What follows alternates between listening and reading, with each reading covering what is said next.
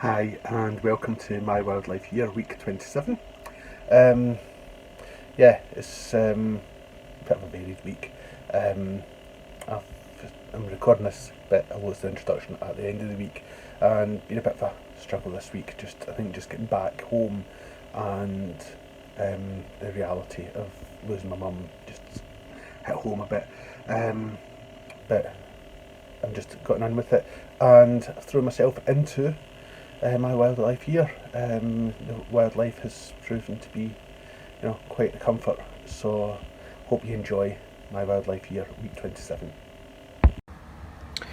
Came back from holiday and found a wasp, and got up this morning and found a wasp in the dining room flying about. I caught it. Then I caught a second, then a third, then a fourth, and then I started noticing dead wasps on the carpet. And then there was 4 more wasps. Now a couple of them were in the window, which is now open, and you can actually see a wasp flying about there just now. But 2 went down here, and I thought, but then as I was opened the window, but then they disappeared, and I thought, where have they gone to? And I noticed this sort of like gap just here between the carpet, and I thought, I wonder if they've went down there. But if they have, where are they going? So looked outside, and this grate here, hopefully it won't be too long before one appears, but basically there's a wasp's nest in that grate. There we go. So that's one coming out, and here's another one just starting to come in. So yes, wasps are great pollinators, but a bit of a problem with them coming in the house if they're going to keep coming up there. Oops, just covered that up. They're going to keep coming in here, so I'm going to go and tape up that area there. I don't know if you can see there. There's sort of 3 little dots on the face, which makes it a German wasp.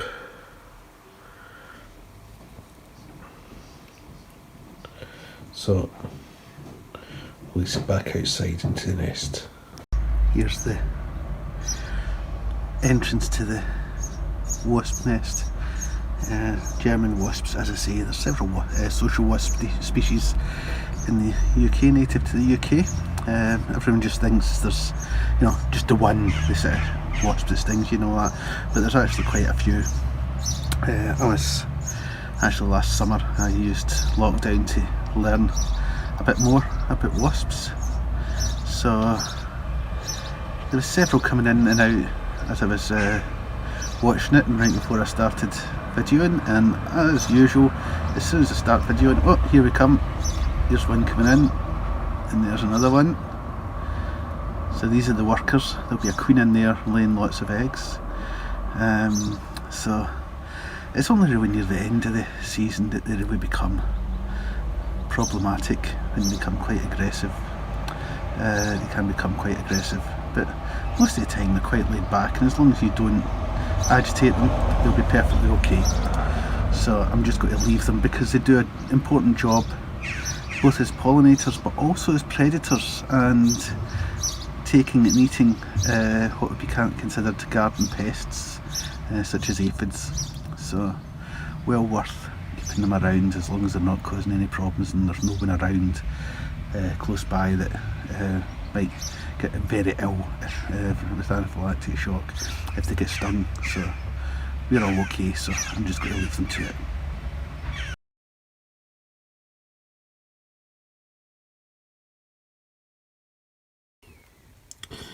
Unable to get the bat back to its roost last night, so I've now taken it into care. Hopefully we'll get it back sometime soon, but it might be problematic just the location it's in, so fingers crossed. If not, little fella might have to be hand reared. Listen to that behind me. The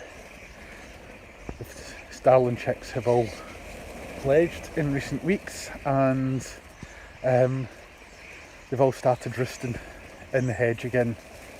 I dread to think how many there are roosting in there.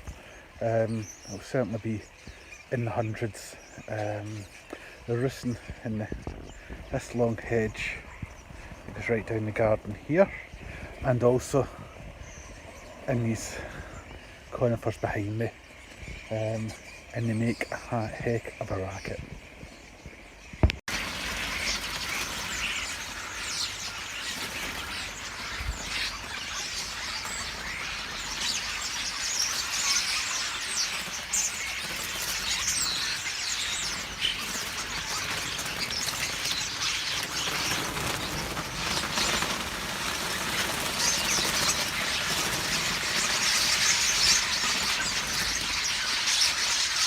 Wow. Right, just decided it's been weeks since I've had the moth trap out. I'm going to put it out tonight. Weather's supposed to be dry, so I'm safe and it's not going to get swamped with water. So, the moth trap's been on all night, and already I can see I've got one little micro moth there. So I'll go and get this little tub here and pop it in for IDing. So, popped it in there. Micro moths are quite hard, they're a lot harder than macro moths, so I'm going to have a look in my micro moth book, and if I can't find it or I'm not sure, there's a good person on Twitter that I can ask.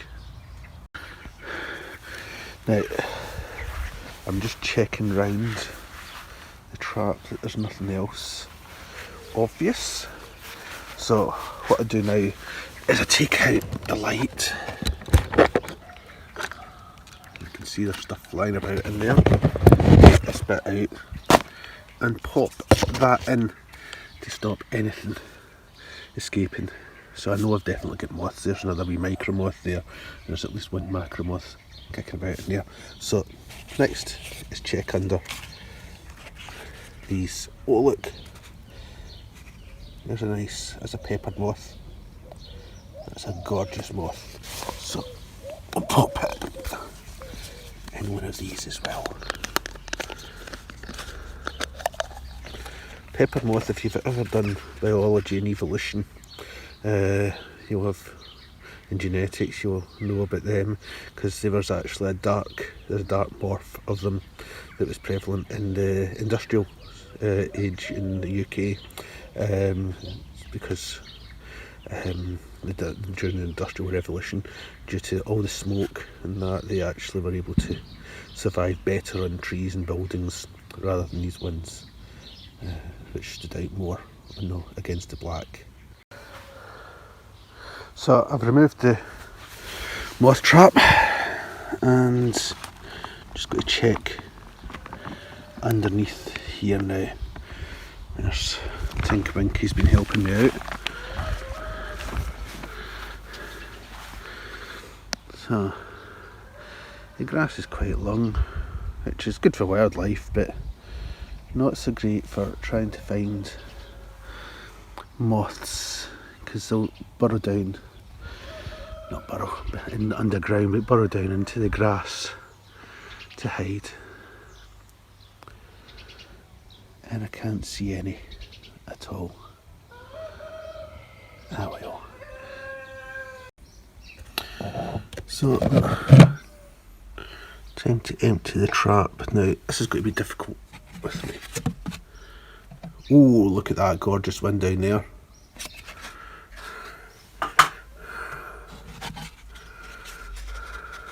Oh, there's that. Looks like a buff ermine to me. Ermine to me. Try and do this with one hand.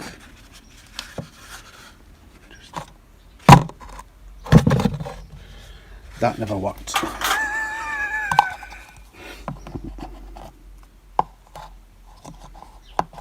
Come on, and you get. There we go.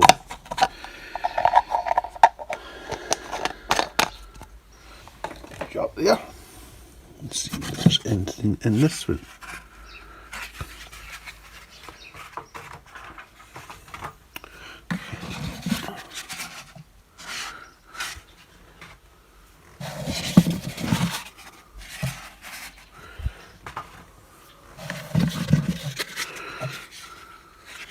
I've just seen another one there. I can't see. Oh no, in fact there's two. So try and get them.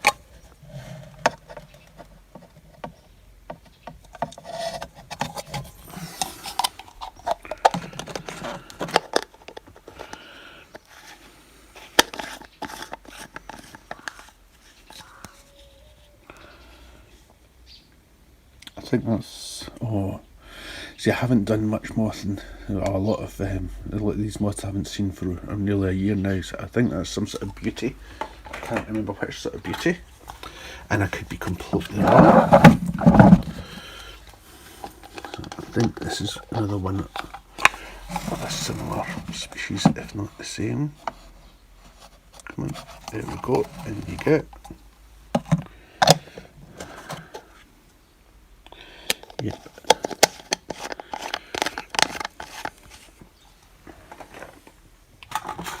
Right. There's another one hiding down. I don't know whether you can see it down hiding in there. And this gorgeous one here. I just see, oh, it's dropped off. I'll just take it out this. Drop it in there.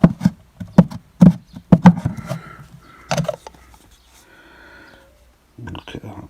You can just see the nice bright underwing there as well. Right, onto this one. Is there anything on this side? Well, there's a spider. Try and catch and see if I can ID. But let's get this one out.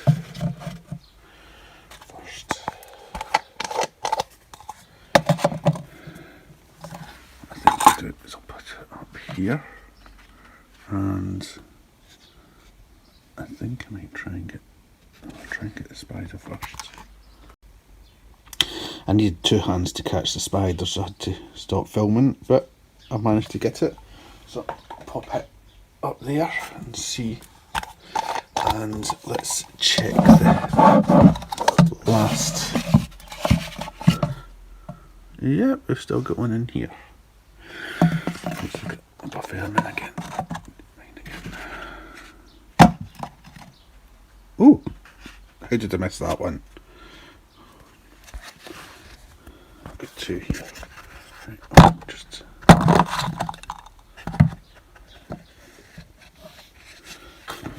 and the beauty of moths is normally I just sit like that. And see if they drop off, they'll just sit and wait. And that's got one in it. That's, I'm getting all mixed up. So the trap looks empty, but is it really? It's not. Look at that. There's one under there. Yes, there's a little micromoth there. It's a micromoth flying about, so I've got to take the lid off very carefully and get them. So I've taken the lid off, and I've managed to get the micromoth. The other moth that was there flew off, and I wasn't quick enough with my insect net to catch it. But these things happen in moth trapping. You don't get them all. You just get the ones that you can actually catch. So now, what have we got? We've got these 12 here, and that one there's 13. So 13, well, but one of them's a spider. So it's 12 moths and one spider to try and ID. That's my morning sorted. Okay, so I've got some moths here. Well, pop this one out. Now some moths I need to put in my little fridge, which is just there. Other moths are quite happy This one, I think I need to put in a little fridge. Let's try this one. Right, so take the top off. Sometimes they fall out quite well, easily. Right, I can turn, I've got it in paper so I can turn it round, take this off, just take some of the debris out of the way so it's a nice white background, whitish background. Then my little light here, just turn it on, shine it on the moth, and I can take pictures. So that's how I get some nice moth pictures. If I had a bit more time I would clean this up a bit more. Buff ermines like this are really laid back and they're such a lovely little moth too. Look at the detail on that antenna there, all feathered, absolutely gorgeous. And here's the head on view. Look at that little fuzz of his head.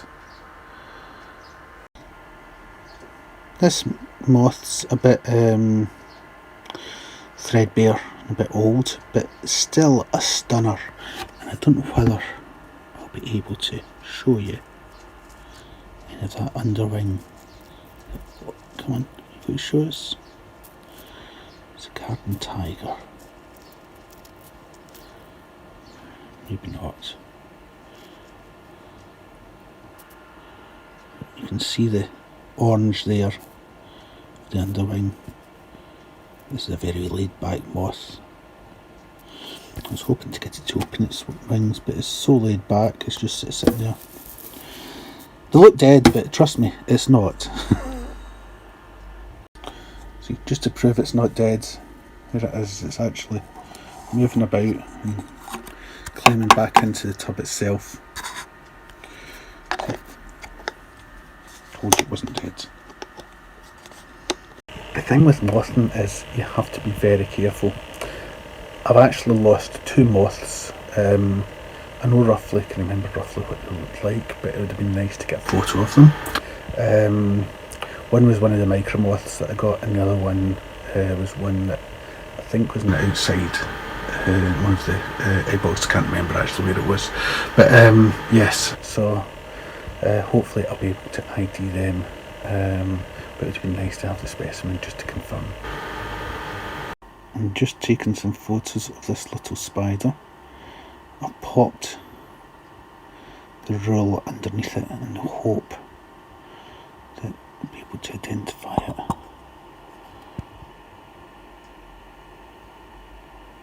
So this book here, The Field Guide to Moths of Great Britain and Ireland, 3rd edition by Paul Waring, Martin Townsend, and illustrated by Richard Lewington, is the Bible for IDing moths.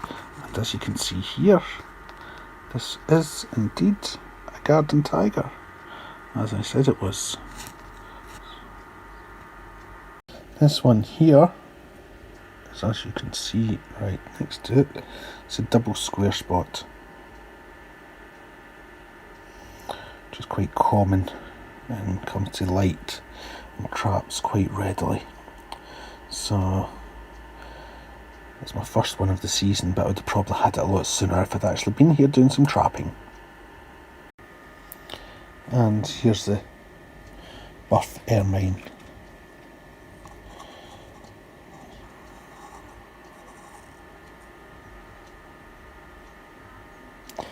This is obviously the male, not the female.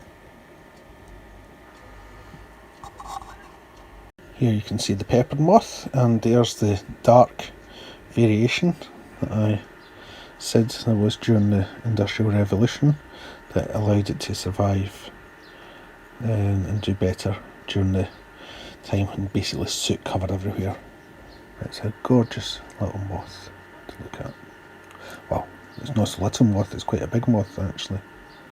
Finally got this one cool enough to take a photo of. So it's a beauty of some sort. I was right about it being a beauty. It's a willow beauty, this one here. I can definitely confirm, because I don't know how you'll be able to see.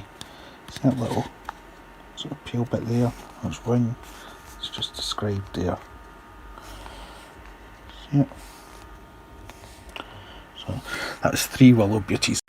Here's a close-up of a moth's face using my clip-on macro lens on my phone. Look at those lovely long antennae. That's a male antenna. That's so it can pick up all the pheromones that the females have put out. You can see his legs. Little hooks at the ends of its feet. Wings are made up of tiny scales, so they rub off. That's why some of the moths and butterflies will actually start to look worn, because the scales have been worn off them, rubbed off them. These clip-on macro lenses, I think I've mentioned before, I mean, they're really cheap. You can pick them up for a few pounds, but they're really good for getting up close and seeing detail of wildlife that you might not normally see. I've had this little macro in the fridge, so it's a deep torpor. Trust me, it's not dead, as I said about the garden tiger, but as you can see, you can actually see quite clearly the little scales that are on the wings of the moth. So that's quite cool. So I'm going to try and identify this one. This is the book I've been using for all my macro moths, and although it's called The Field Guide to the Moths of Great Britain and Ireland, it is actually all about macro moths. There is a couple of pages in there about micro moths, but not much, just common micro moths you might find. But there is also a field guide written by Phil Sterling and Mark Parsons, and illustrated again by Richard Lewington, on the micro moths of Great Britain and Ireland. So I've got both field guides, and macro moths are quite easy to identify. Micro moths take a bit more time, but it's well worth it, I would say. I always try and ID my micro moths myself, but I'm not that confident. So what I do is, on Twitter, I find there's a really good UK moth expert that you can actually send your pictures to, and he'll identify them, confirm the identification. He likes you to try and do it yourself, because it's, you've got to learn to do it. So I always attempt to do it. Occasionally I'll just go, I've been through the book 4 times and I just cannot find it, please help me. But sometimes, normally I do it, and I would say maybe 50-50. I'm right and I'm wrong sometimes, because some of the micro moths are very, very similar.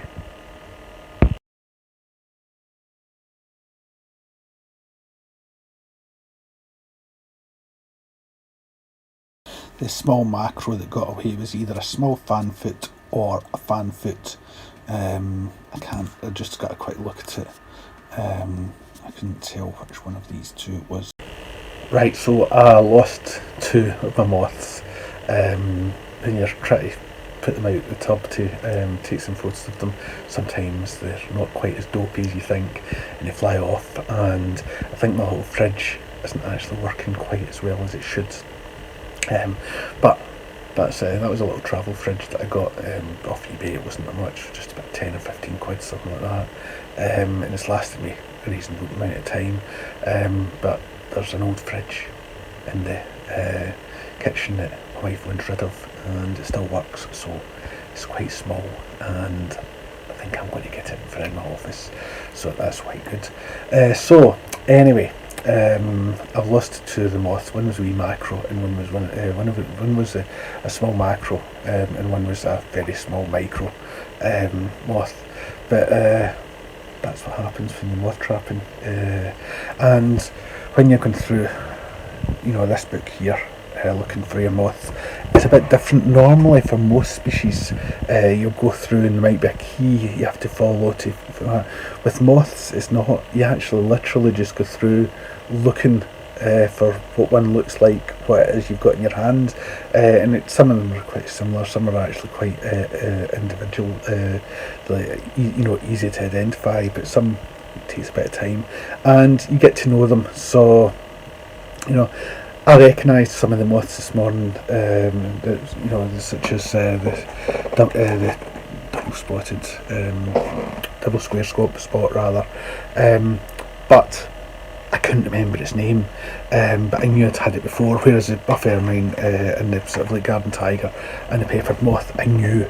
So you get to know the moths, and I'm sure within a couple of weeks I'll just be able to look and go, oh, it's a double square spot, without even having to look up the book. When you're releasing moths, it's really important that you put them under cover, so I'm just putting them in here, just to empty them out and make sure that they're safe, because you don't really want to just dump them out in the open where they'll just get eaten by birds. So sometimes they don't want to come out, of course. So I'll just finish off doing this.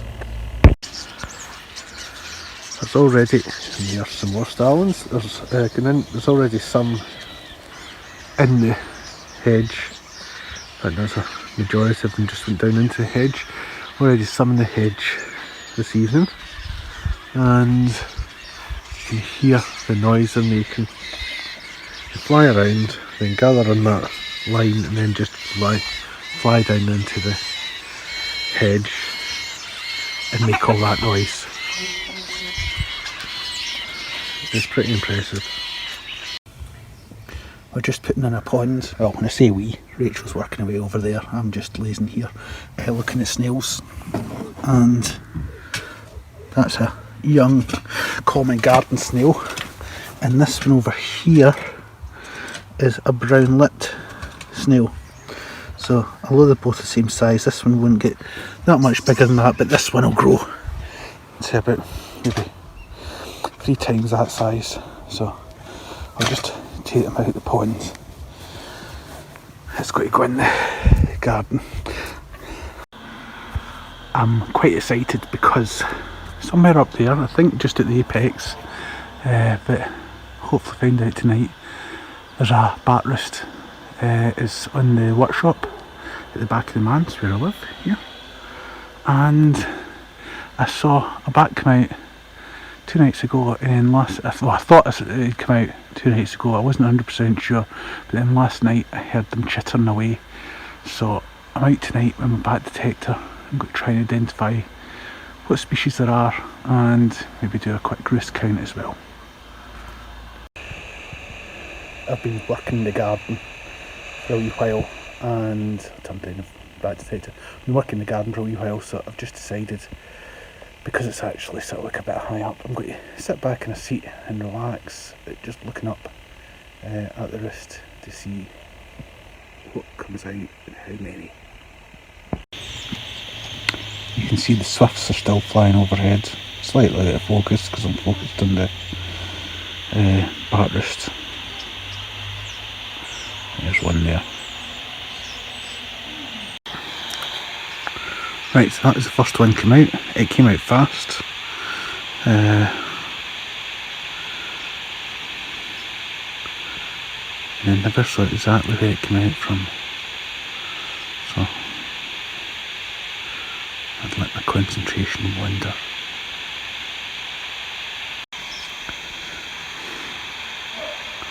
Right, so only one out so far, which could be all there is in there. If it's a male, there'll only be 1, 2 at the most in the roost at this time of year. Usually the males hang out with another male just for company, because bats are quite social creatures. It's only in the autumn they split off onto their own to court females.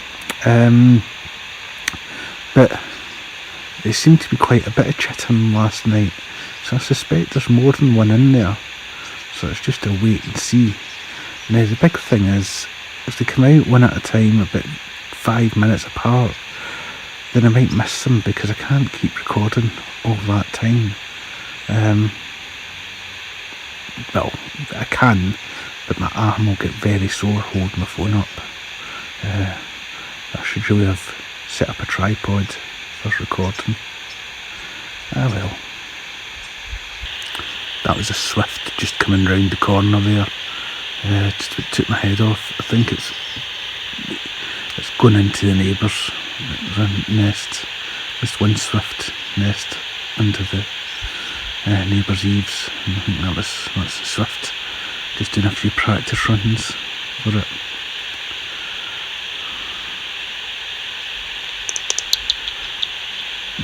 That was another one came out. Yeah, I missed it. Hopefully I'll be able to tell where those swifts can really quite close by. Can you hear them? Hopefully I'll be able to see in the video.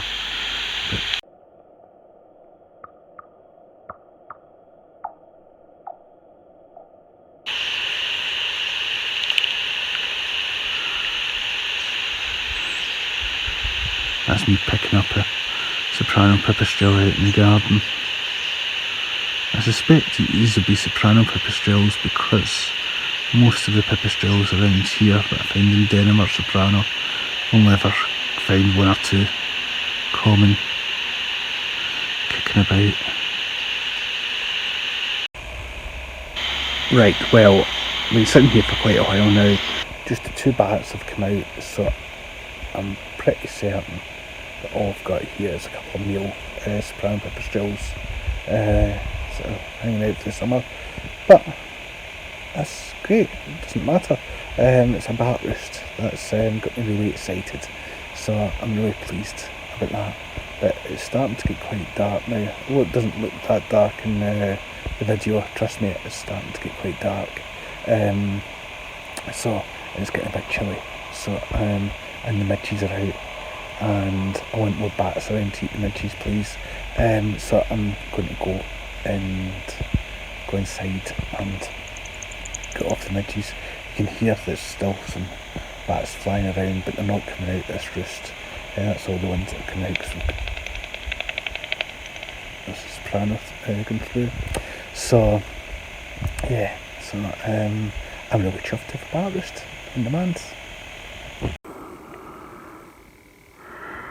Right, this is a little mite that came off the pipistrelle pup, so I'm going to take some photos of it and send it off to a friend, see if I can he can ID it for me.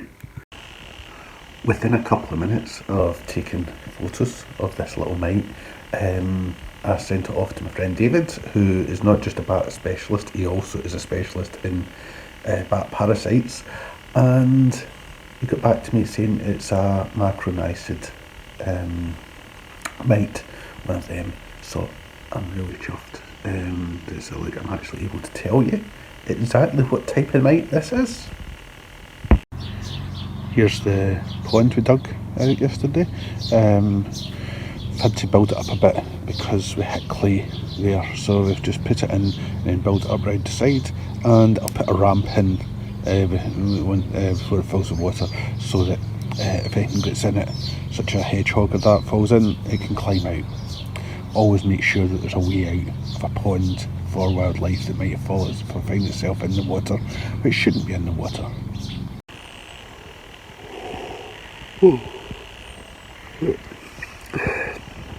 On holiday last week I managed to lose my hat, but I went and got another one. I had to actually order exactly the same type as I had before, different colour. The last one was grey, this one's black, but the reason I went for the same one is I know it kind of fits me. It's a wee bit, and sort of like, you know, just fits me and no more, but it does actually fit me, because unfortunately I've got a bit of a big head, literally. It's 64 centimetres, which is just over 25 inches, so it takes me a lot to find the hat, and so I've been wearing it a lot today, breaking it in, so you'll be seeing a lot of it in weeks to come. And I've got an order I normally have up here. I normally have my clip-on macro lens. I've got one of them in order because when I lost a hat I also lost the macro lens. Another thing I want to get is a couple of bat pins, Had a couple of pins in there, bats. I think one was definitely Bat Conservation Trust. I think the other one was from RSPB, but I want to get them and get them added in so that it hats back to the way it should be. So you'll have seen this moth trap before in my wildlife year if you've watched previous editions, but this here is the rigid moth trap available from Watkins and Doncaster. It comes in at just under £100 including postage and packing, so that's actually quite cheap for a moth trap. Works off the mains. You can get a inverter, battery and charger, which actually costs more than this. The three of them together cost about £150.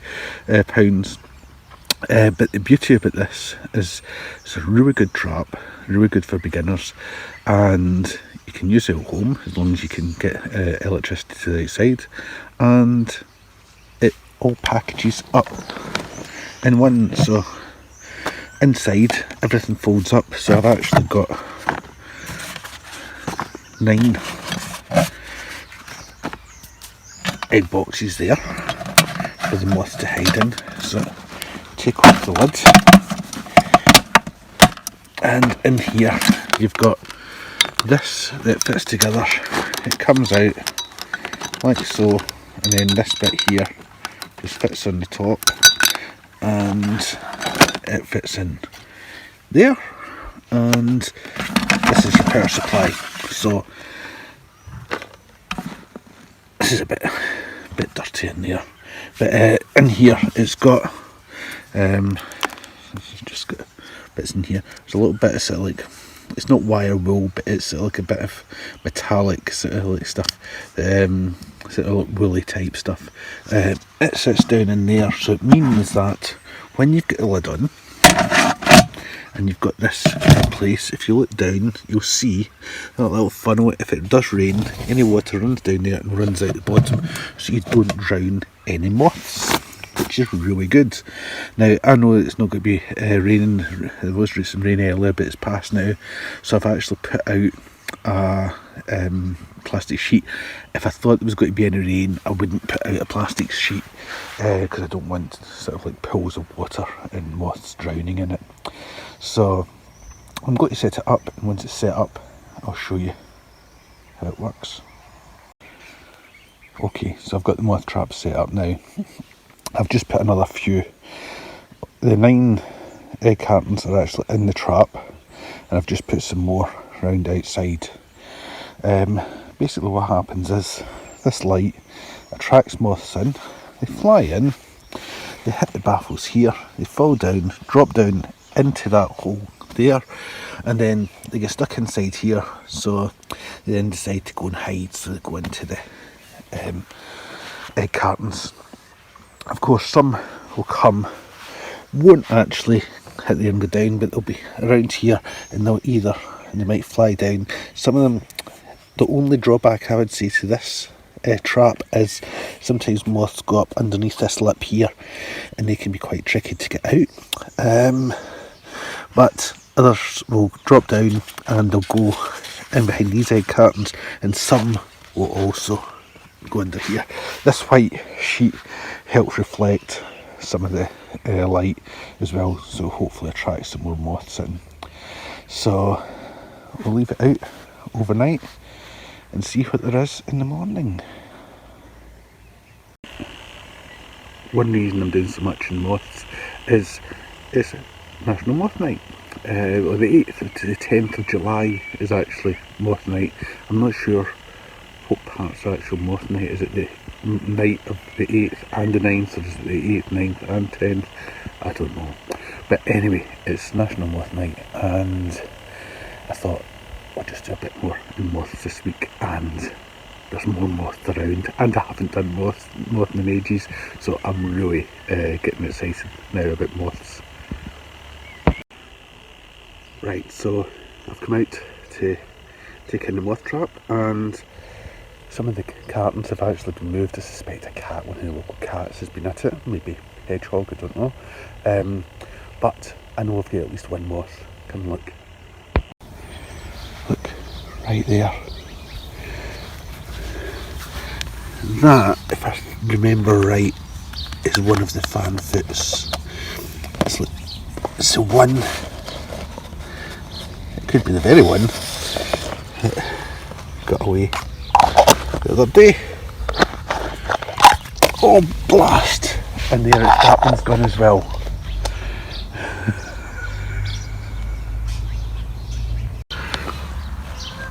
Well, so far I've got, although there's 6 tubs there, actually it's only 5 moths and 1 mayfly that I've managed to pick up. But look, in there, can you see?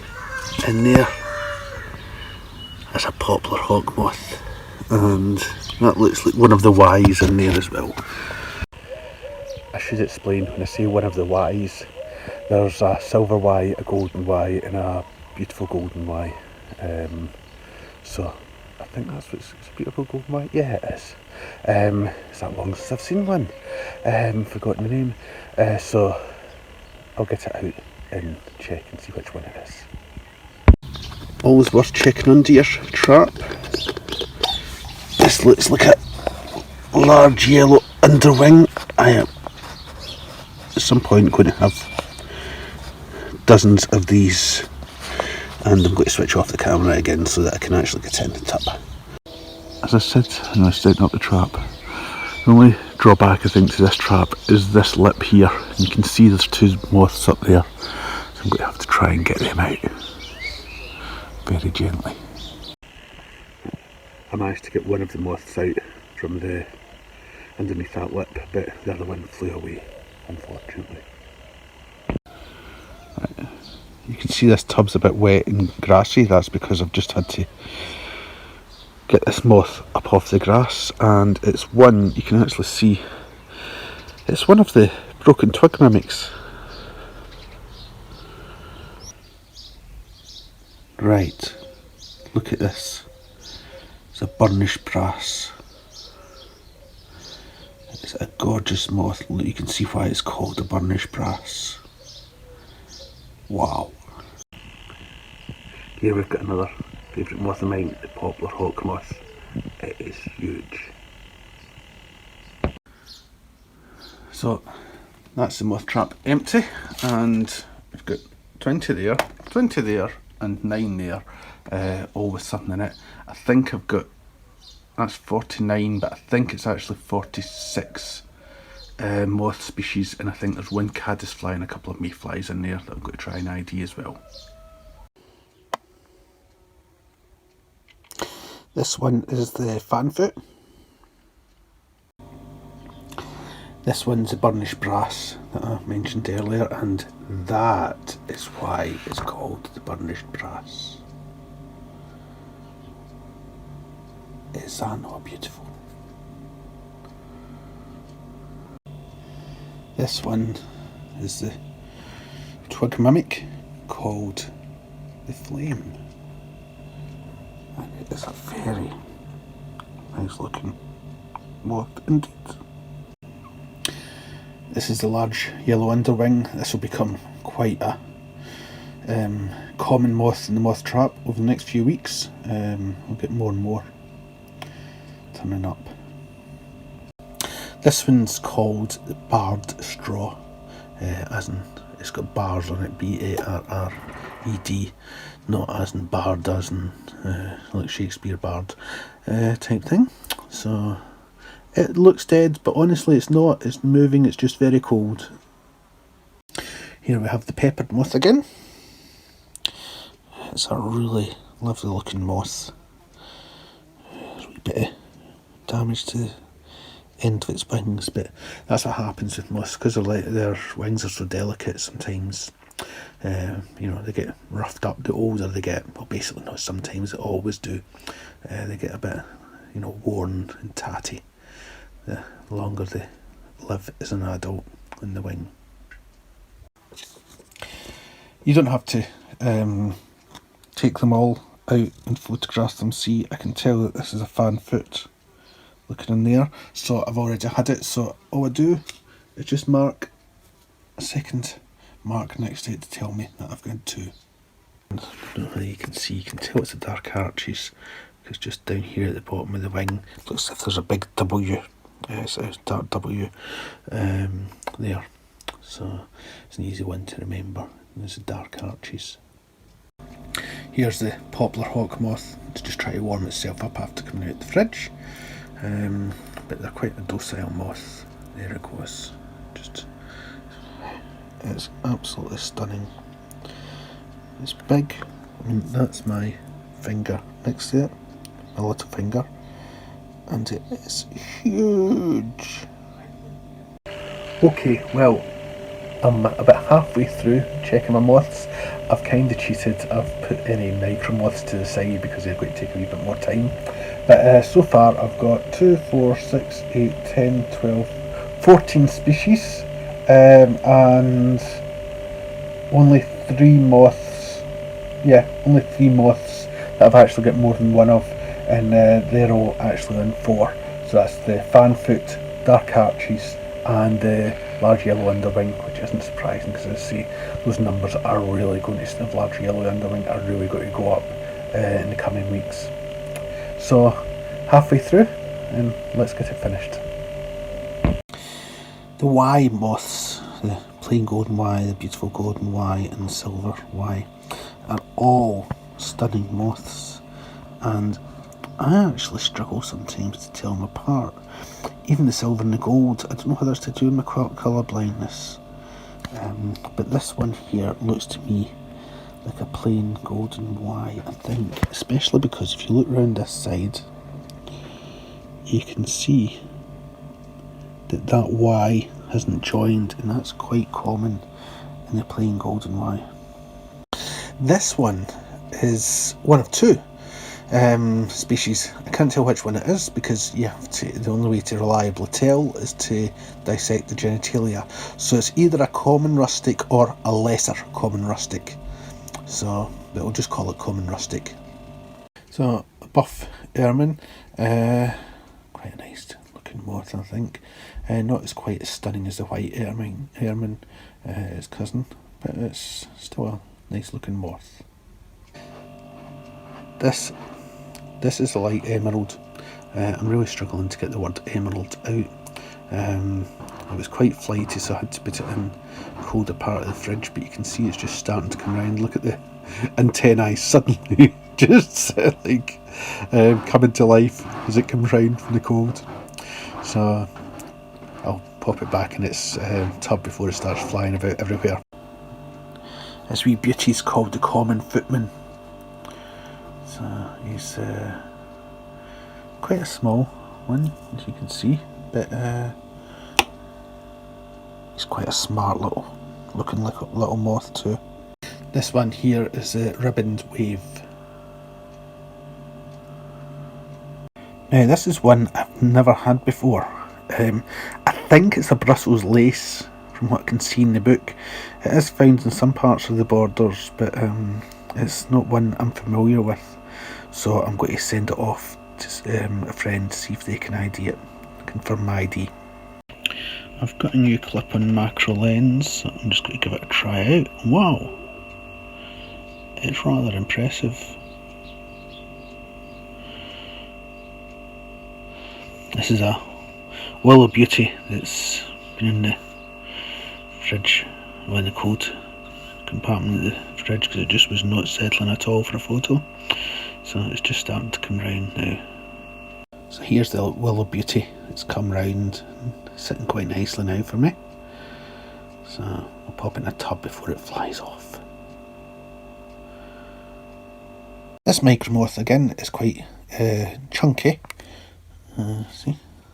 But it's called the bee moth, as in B-E-E. I don't know why it's called the bee moth. I don't know whether it's getting to do with bees at all or not.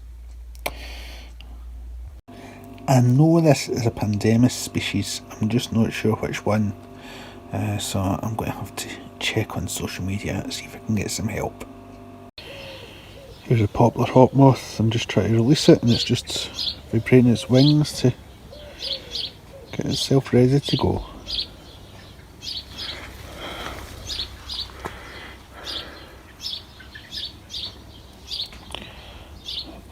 if I can pop it in a leaf. Oh, there it goes. poster behind me I got last week when I was at Dumfries and Galley down in Wigton. So I recorded a bit last week when I bought it that I forgot to put in. So here's a bit about it. I'm in Hippy Dippy's art gallery and shop in Wigton, and I've just found this cracking photo, a picture, a poster of bats from around the world, and I'm getting one by Mike Abel. Check him out, he's on Instagram. So I've managed to hook my security camera, I'm using this wildlife camera, hook it up to this bit of wood, and I've got a long lead, power lead going into the workshop, so I'm now able to get it set up and record stuff up to the cloud whenever it's tripped from my back garden. So I'm going to be interested to see what we see in the weeks to come. Well, I hope you've enjoyed my wildlife year, week 27. Next week I'm hoping to get out with my insect nets into the garden, maybe go a bit further afield to catch some pollinators and maybe show you the differences between some bumblebees and maybe also differences between some social wasps. So I'm just coming out to shut up the hens. You can hear in the background probably all the starlings just in the roost, nighttime roost. So I'll see you next week for my wildlife here at week 28. Stay safe and enjoy wildlife.